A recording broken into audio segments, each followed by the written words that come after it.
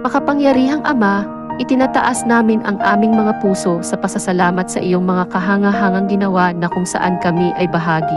Gayon din sa pagtataguyod mo sa aming mga pangangailangan at sa iyong karunungan na gumagabay sa lahat ng pagkilos ng sangnilikha. Kinikilala namin ang aming mga kasalanan sa iyo at sa lahat ng iyong nilikha. Kami ay hindi naging mabuting katiwala ng kalikasan.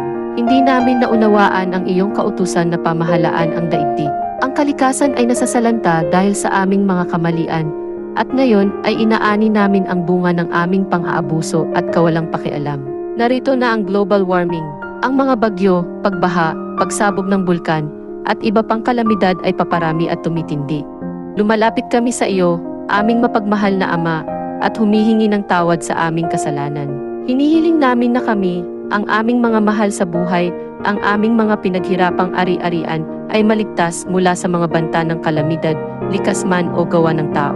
Isinasamo namin na kami ay pagkalooban mo ng inspirasyon na lumago sa pagiging mabuting katiwala ng iyong nilikha at maging bukas palad kami sa mga nangangailangan naming kapwa. Amen.